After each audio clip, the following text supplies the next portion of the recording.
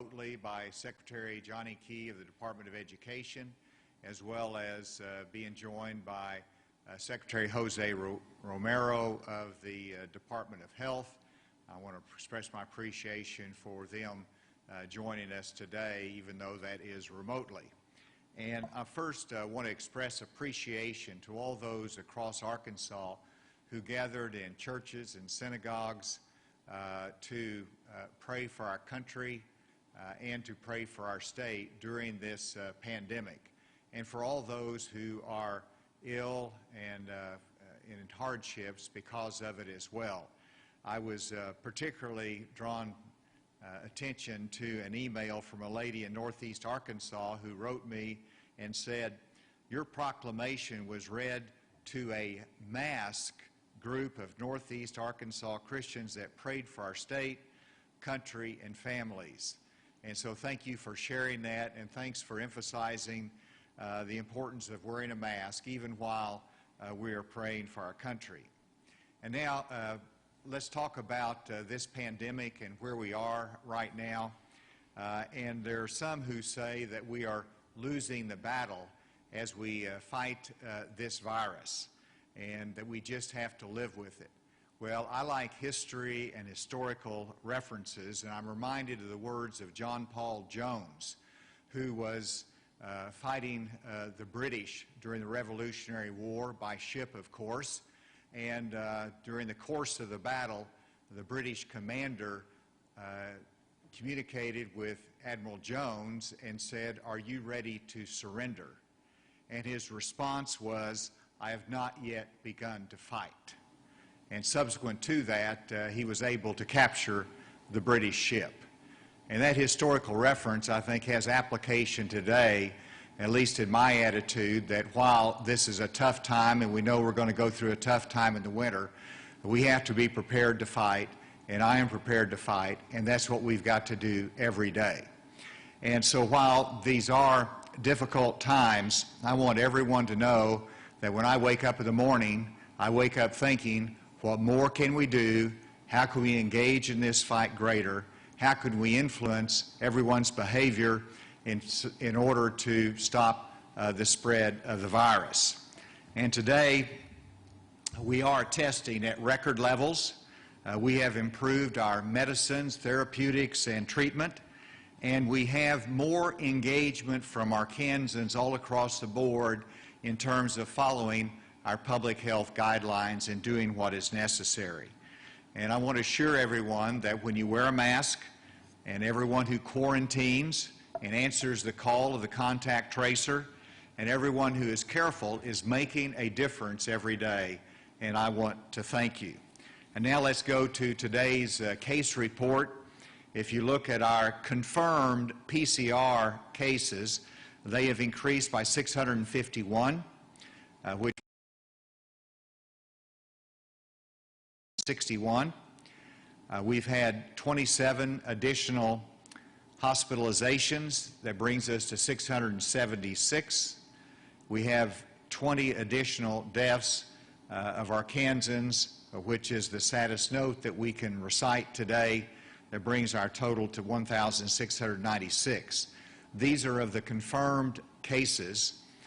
We also have probable cases as a result of our antigen testing and other means, and the antigen testing showed additional probable cases of 301, and that brings both our confirmed and our probable cases to 952 over the last 24 hours.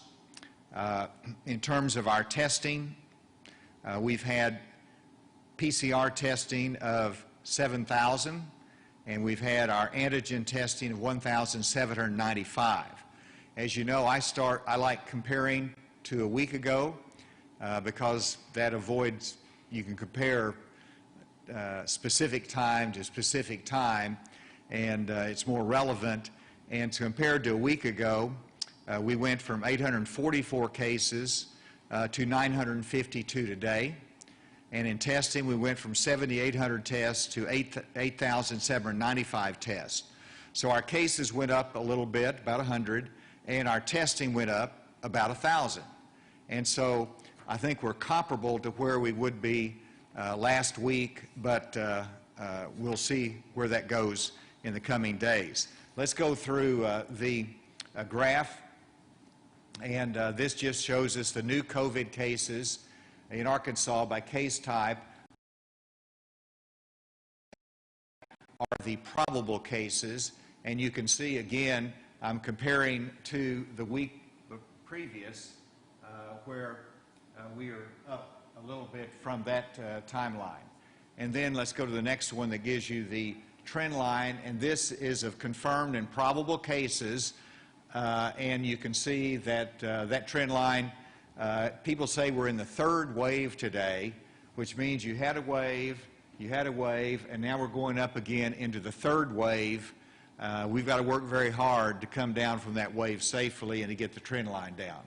Next is the daily average of new confirmed cases in Arkansas, and this is by week, just to show that this week is up over the last week, and it is the highest week that we've had. And so we are at a record level right now in terms of confirmed cases. Hospitalizations is mirroring that, has gone up a little bit more. And let me just say, and I know Dr. Romero will comment on this more, but in talking to the hospitals, they have capacity for the patients. They're having to work together to do this for our COVID, but what we don't want to have to happen is that we have to start cutting back on elective procedures. These are very important to the economic health of the hospitals, but it's just as important to the health of our patients and our population. So we need to work to get our cases down, to get our hospitalizations down. The active cases, that is a little bit of good news, that we have our active cases that are down. We have a decrease of 81 active in Arkansas. That ultimately, if they keep going down, will lead to reduction in hospitalizations. And then you'll see what we like to do weekly is to compare the different public health regions as to how they're doing, what the trend lines are, and where we've got more work. And what's interesting this week is that you have Northeast Arkansas and Northwest Arkansas in the orange and the blue, and they are going up and down right together. I mean, there's hardly any difference in terms of the number of new cases that we see right now.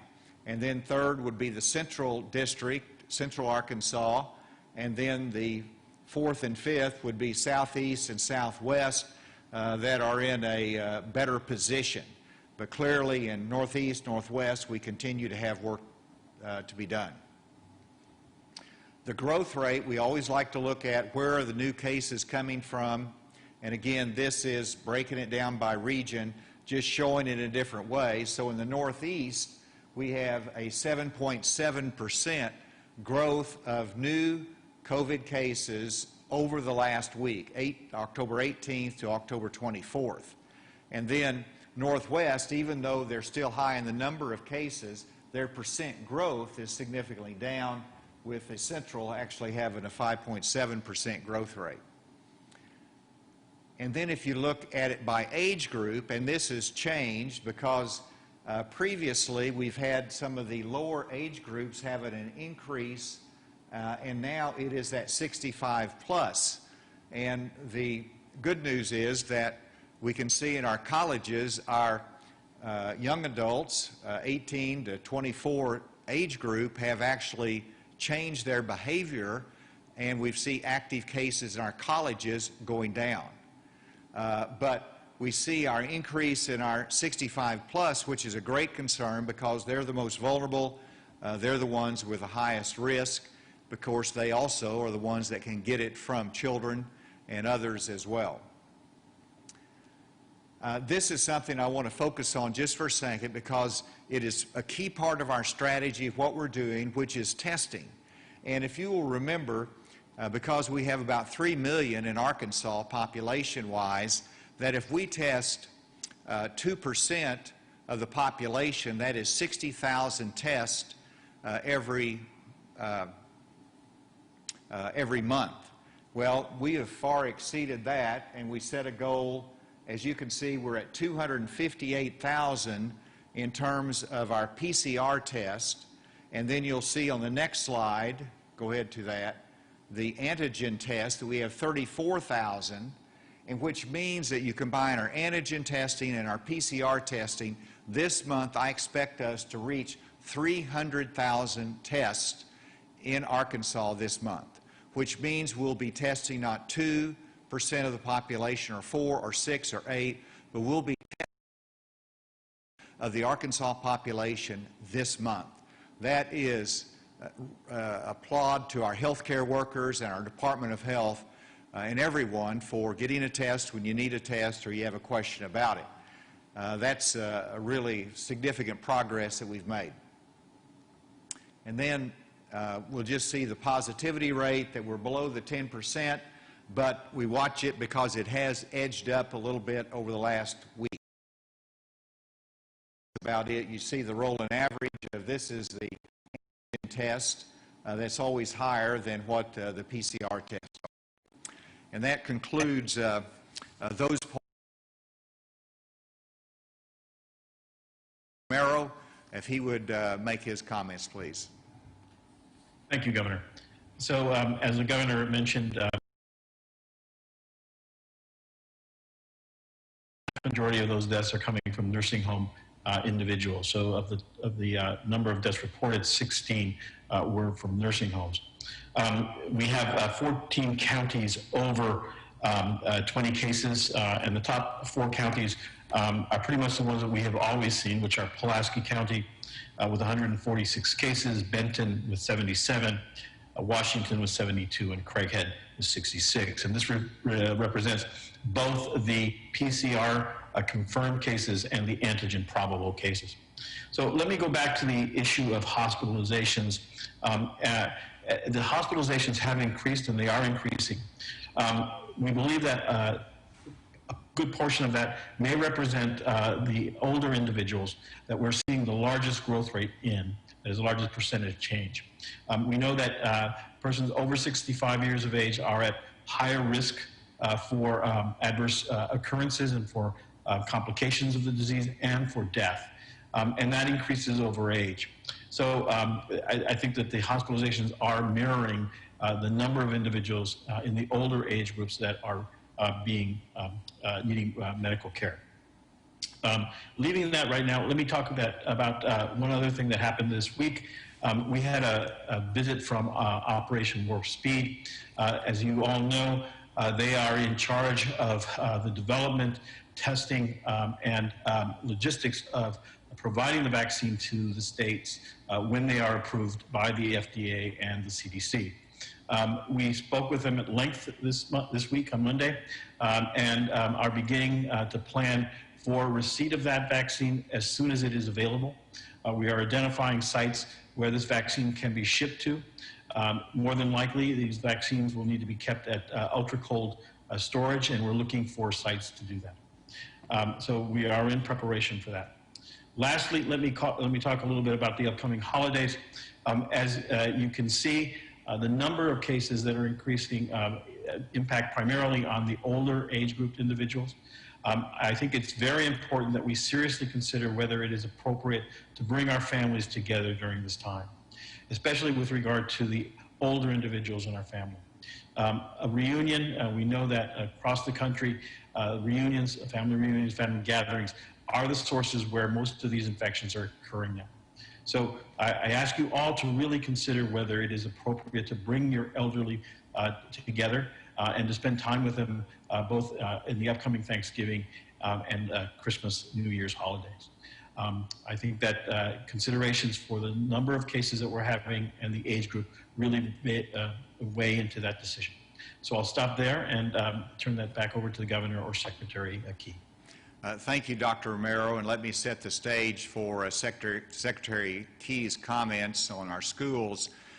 First, you'll recall that we set up an antigen testing plan in which we distributed percent of the antigen test to our schools, K through 12, to our Department of Corrections to work with the staff and their priorities, also our election workers, And so we set out that priority, and the schools are putting that into place. I know that Secretary Key gave a report on that.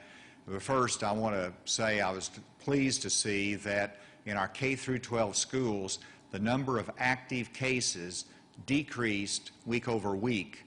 And whenever you see the challenge that we see statewide, the fact that they have decreased in K through 12 active cases, and that they have decreased, I believe it is 2 weeks in a row, at the college level, indicates that we can control behavior, we can make a difference and have mitigate against the risk. So with that, Secretary Key.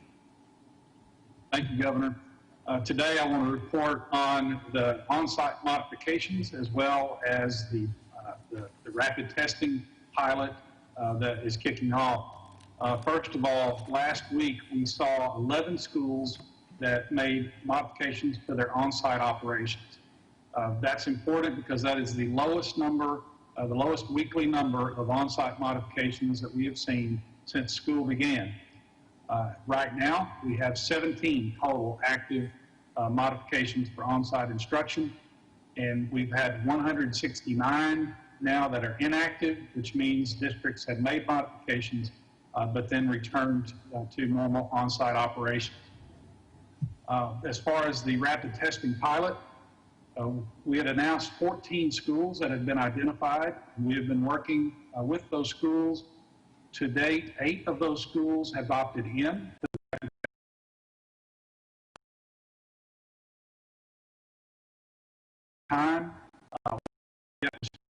So we will be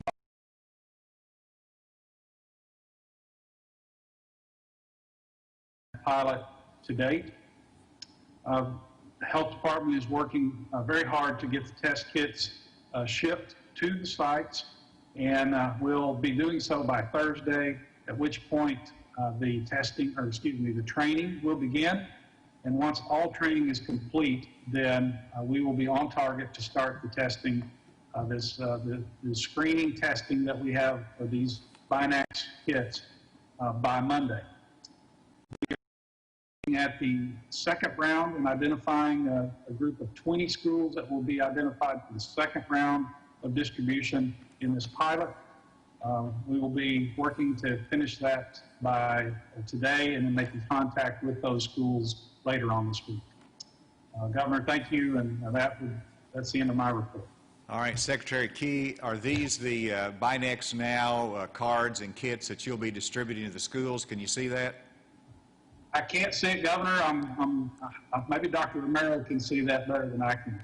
Well, since you sent those over to me, I think these are the ones. But thank you for working to get those out.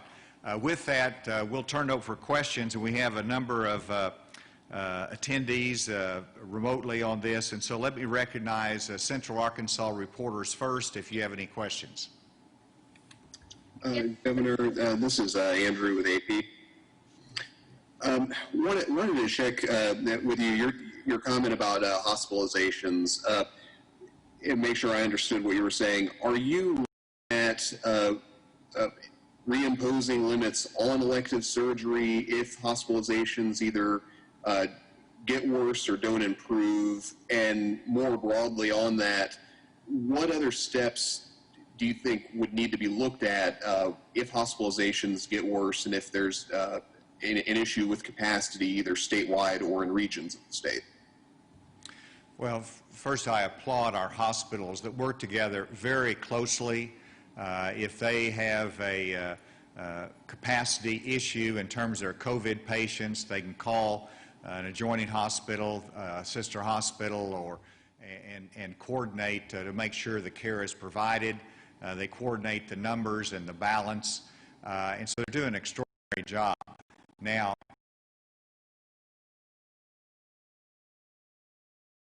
that we both take care of non-COVID patients and their medical needs as well as our COVID patients. And so you don't want to have to cut back on either one of those.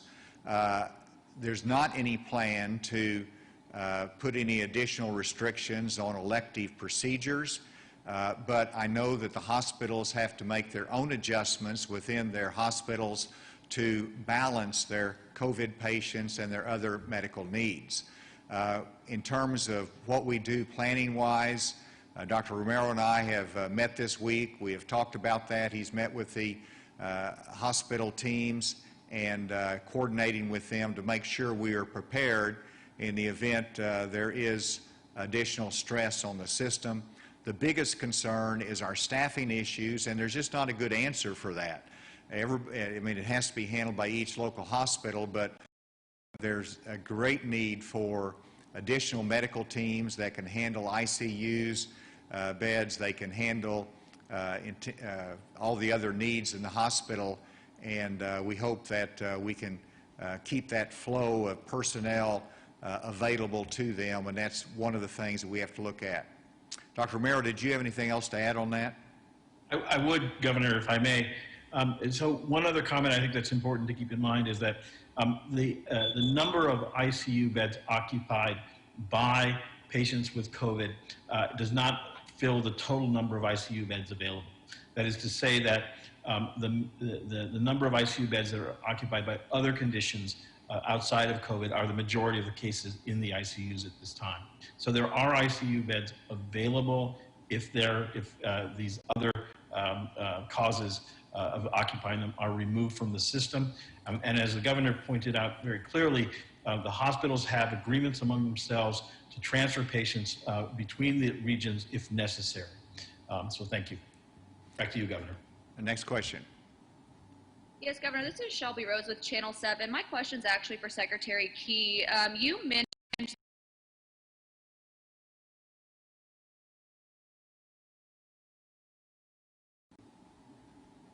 Yes, that was Springdale School District. They had one school there that had been identified as a potential candidate. That was one of their elementary schools. I think it was Hart Elementary School.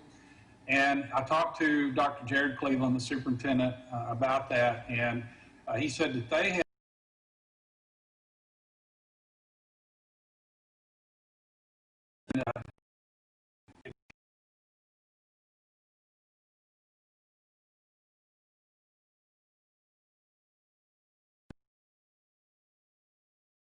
elementary school and the resources that they already have available in their area.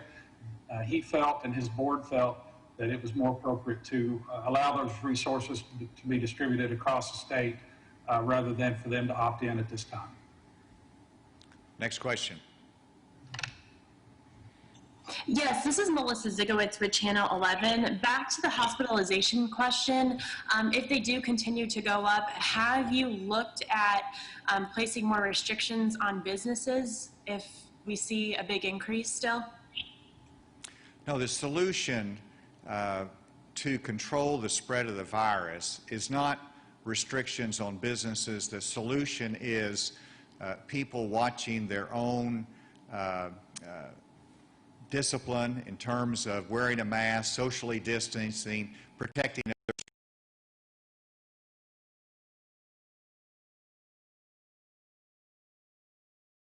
The number of cases, and that is what needs to be done versus putting additional restrictions on businesses, which adds to a whole host of additional challenges that we face, from unemployment to lost businesses, foreclosures. And so that is the approach that I take, and that's where I asked for the help of Arkansans. And we do actively try to engage in enforcement and education to make sure that happens, in addition to a very good marketing plan through the Department of Health right now. Obviously, down the road, we don't know what the future holds, and everything can be on the table in terms of considerations depending upon the level of challenges that we face. But I don't anticipate that, even though we have to understand that that could be an option that we have to consider at some point. Next question. Hi, Governor. This is Josh White. Yes.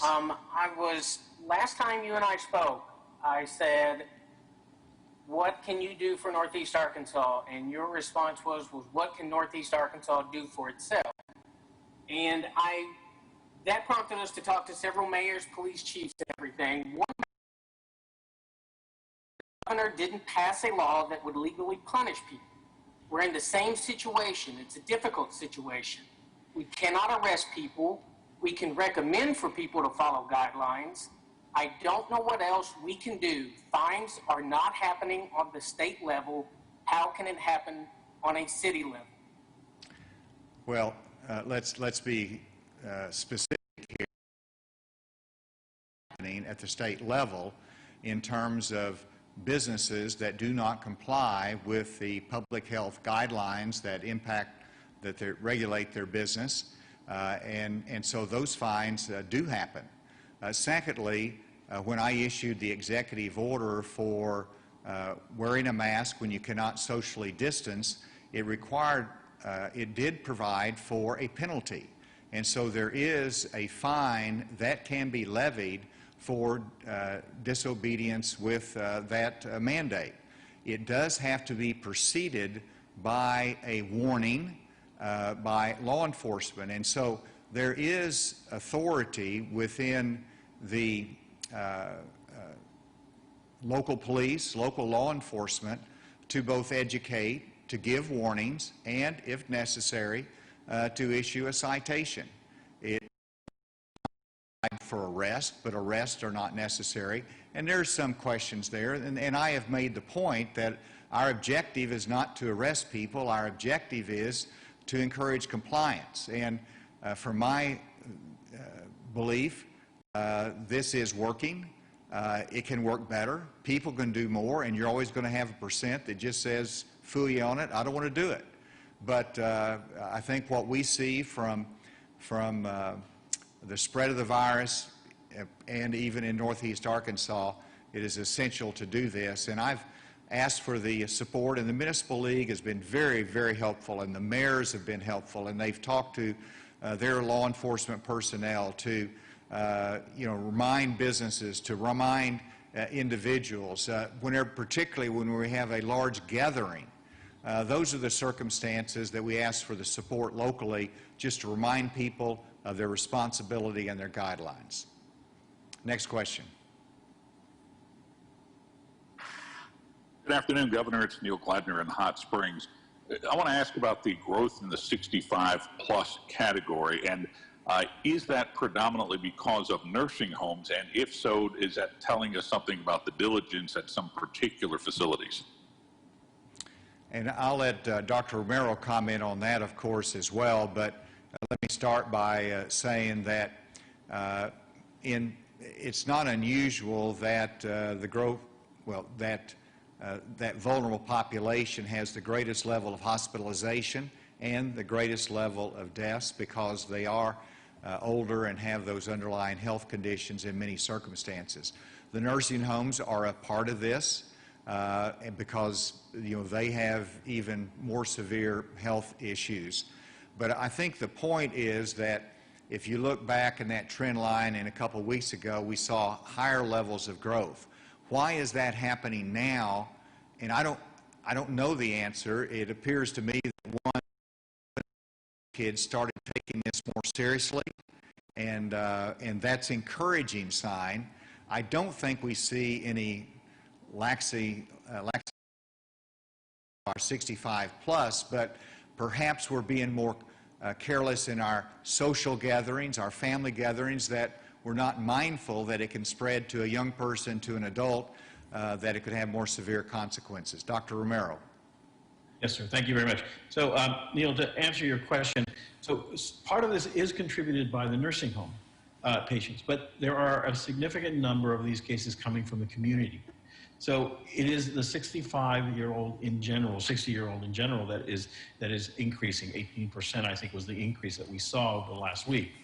And I want to echo what the governor has said, that I think that up until this point, up until a week or so ago, we saw this older age group sequestering themselves, taking care of themselves, and avoiding these contacts. And now that more family gatherings are occurring, they are exposing to individuals that are asymptomatic and can transmit the disease. I want to remind everyone that up to 40% of all individuals can have no symptoms whatsoever of COVID. and they can easily spread it. And those are the ones that are the most, if you will, dangerous for the elderly, because they don't manifest any symptoms whatsoever. So we are seeing cases in the nursing home.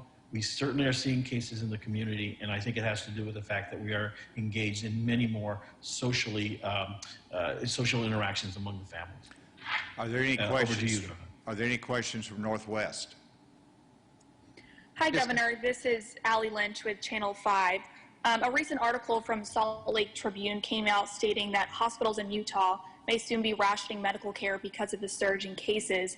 Administrators there have drafted a list of protocols using a patient's age, health, and other factors to remain in the ICU due to the overflow of cases. Do you anticipate any type of protocols like this happening here in Arkansas? I do not. We have, first of all, we're not anywhere close to the cap on our hospital capacity. Whenever you look at how much hospital capacity we have in the state versus where we are, there is a large delta.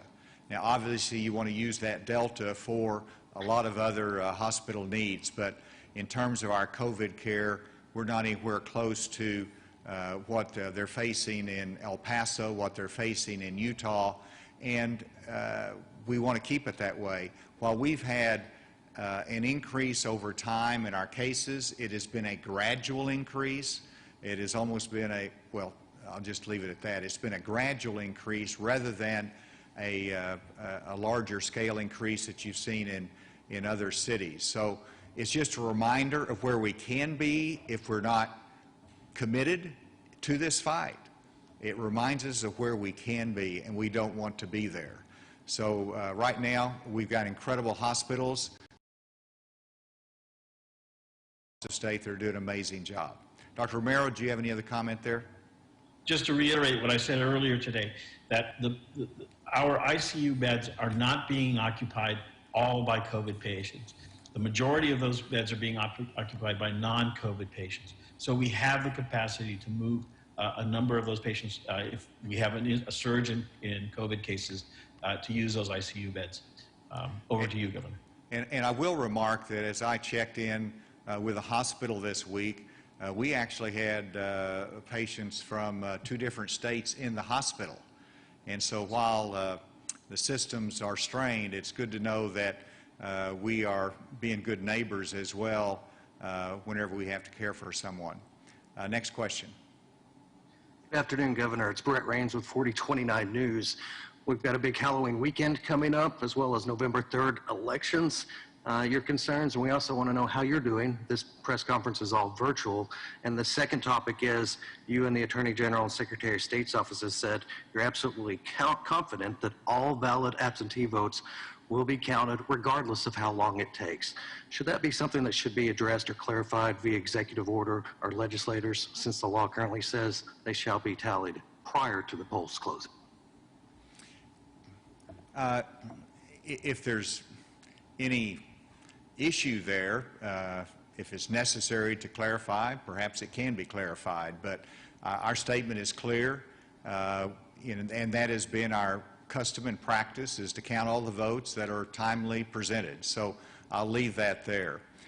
In reference to myself, I've been negative through all my tests and rates that you have been in this room, in which we have 8 feet of distance between myself and anybody I visit with. That social distancing does make a difference. So our tests are negative. I've been careful in limiting my public engagements. That should end this Thursday evening or Friday morning early, and so we'll get back to normal duties. And then finally, you ask about Halloween, and just be careful this Halloween. I know kids want to go out, they want to dress up. You've got to be creative so that you don't add to the spread or endanger the children or the people they visit with. So you've got to make sure that the masks are worn, and these are not Halloween masks, but real cloth masks, that you can practice social distancing. I know that whenever we distribute candy, we're not going to be placing it in the bag. We're going to let them pick it up and put it in themselves so that there is that distance that we can maintain. So we want to enjoy. We want to not deprive the children and those that enjoy Halloween of that, but we've got to be careful and particularly limit the gatherings in which the virus can spread. Next question. Rosita Holgan out of Memphis, Tennessee. In regards to the increase in cases in Northeast Arkansas, this is a question for Dr. Romero. Is it surprising given the location of these counties, and how alarming is it? So I'm sorry, I'm not quite sure I understand your question. Are you asking if it's significant that certain counties are involved in the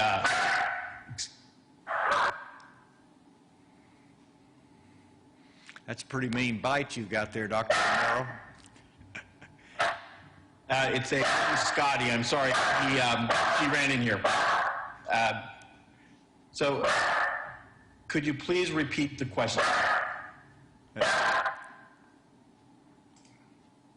Yes. Is it surprising that there is a surge in cases in Northeast Arkansas given the location of these counties? I mean, they're pretty close to the Tennessee state line and then the Missouri. So no, we do not believe that these are spillover cases from another state. There can be some of these cases that do come from them, but I think the majority of them are endogenous or within our own state. So I think the vast majority are occurring within our own areas and not really the result of contiguous states leading to infection in our state. Did I answer your question? Yes, you did. Thank you. Thank you. Any other questions? Hi, Governor. This is Josh again at KEIT. I wanted to follow up real quick. You said that enforcement, that law enforcement should be enforcing it here. This comes after whenever you did the mask mandate, almost every single sheriff's department and city police department said that they would not enforce it to the point of a fine. Northeast Arkansas continues to lead. We've been up here saying that we have to look out for each other, What is Northeast Arkansas going to do? We are leading the state now, I think, for 6 straight weeks. Are you looking at following what Missouri and Tennessee and Mississippi have done, which is put individual mask mandates on individual counties to get them under control? And by the way, we had all 11 hospitals in our viewing area send out a health advisory this morning talking about the surge and the limited space they have in their hospitals.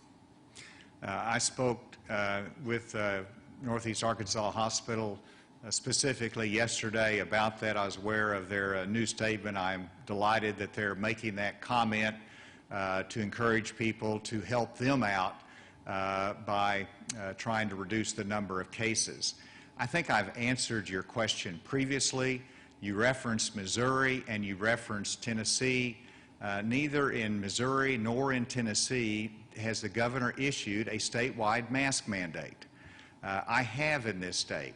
It obviously depends upon local law enforcement by and large to be able to educate on that and to be able to give a warning ticket, warning citation. There's actions that can be taken locally to remind people of their responsibility. I think we've taken the right approach here in Arkansas. We just have to urge compliance and when we can to make sure that the local communities are engaged also in helping us and partnering with us to make sure there's mass compliance in their area. Any other questions? One last one, Governor. I apologize, and I know I'm getting on your nerves. Is there any repercussion for any law enforcement or Northeast Arkansas or any particular county if they do not get this under control and we continue to lead the state? Is there any consequences to someone? No, this is a partnership we have, and we're working together to try to defeat this, and I'm confident that the leadership in Northeast Arkansas has taken action and steps, and I hope that they will continue to do that in the future. We can do better, but it's up to the citizens. This is not something that, I can control everybody's behavior. I don't think anybody wants the governor or the state to control everybody's behavior. Everybody is individually responsible. We're asking everyone to help us as we fight this. With that, thank you, Josh, and I think we covered everybody today, and so we'll look forward to seeing you soon. We're always available. Thank you very much.